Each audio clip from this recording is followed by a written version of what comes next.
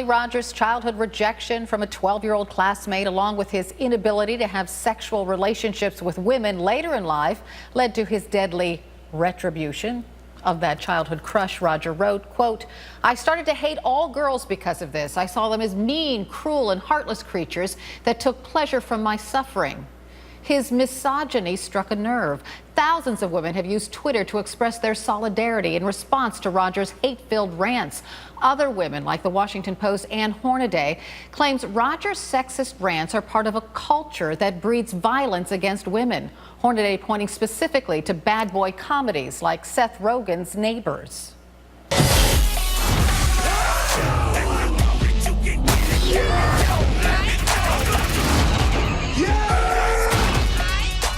Darkness inside of me, and you will see it.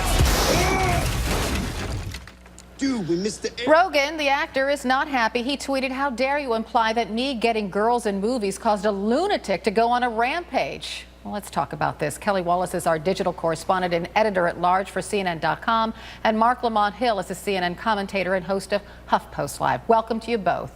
Good to be here, Carol. It's a tough conversation, but we'll give it a go.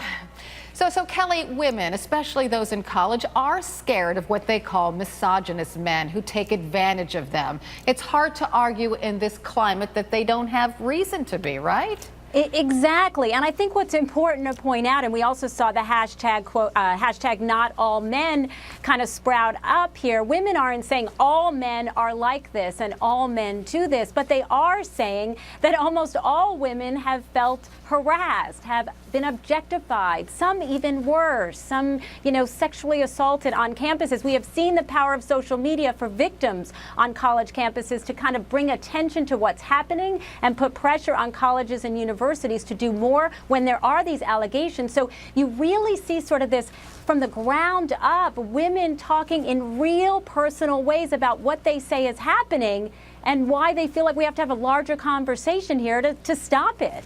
Yeah, and Mark, I want you to listen to what the Washington Post Hornaday writes about Hollywood culture. She writes, quote, "How many students watch outsized frat boy fantasies like Neighbors and feel, as Roger did, unjustly shut out of college life that should be full of sex and fun and pleasure? How many men raised on a steady diet of Judge Apatow comedies in which the schlubby, arrested adolescent always gets the girl, find those happy endings, constantly elude them, and conclude it's not fair?" Is what she writes a fair argument, Mark?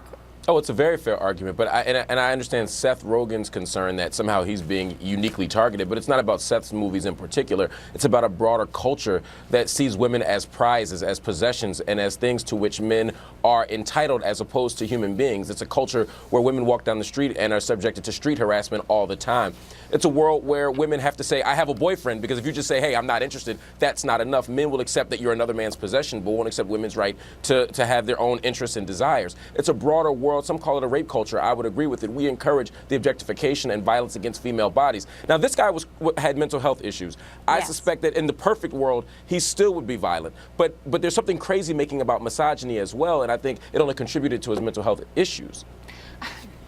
Kelly, I think that this is a great conversation to have, but it's a dangerous line we're walking, because I frankly don't believe all men view women as simply objects. There's definitely a problem, right? Especially at universities with sexual assault. But by having this conversation, some men might think we're condemning all of them, and the majority of men are good people. That is right, and I think you saw that. You saw that online. I mean, I've had conversations even in my own household where, men who respect women say, "Whoa, wait a second, not all men are like that," and that is true. But I think what I was struck by, especially as a mom of two girls, those tweets where moms and parents say, "I tell my girls to watch their drinks at bars," but do we tell men don't put drugs in women's drinks, right? I tell my girls, be careful so that you're not assaulted on campus, but do we tell enough of our men to not sexually assault women? Do we talk about consent? I mean, there's one school, Yale University, they talked about consent shouldn't just be yes or no, it should be an enthusiastic yes, right? So how much are we having, I think we need to have more of those conversations from kids going through middle school and on up, and that will help the dialogue and could help how women and men feel moving forward. And Mark, I agree. The last thing I think we should concentrate on, because I can hear many of our viewers say. Yes. Do young women add to this culture too? Do I'm you- just do you- I don't believe that, but I'm just throwing that out to you. Yeah. Marc. You said do young women add to this culture? Young women are part of the culture, absolutely. I mean, there are black people who are complicit in white supremacy. There are women who are complicit in misogyny. There are gay people who are complicit in homophobia. But the overarching problem, I don't think, is on the people who are victims of these systems and survivors of these systems. I think it's on us as people who have power to deal with it. I would be a hypocrite to speak out against white privilege but not speak out against male privilege. There's a way in which women may like there are women, for example, who will say after someone says that they were raped, well, what was she wearing? Yes, that is absolutely a problem for a woman to ask that question as well. But that's not rooted in women's issues. That's rooted in a male control over female bodies that women have somehow inherited. We all have some unlearning to do, but I'd much rather focus on what men need to do to fix this issue than women.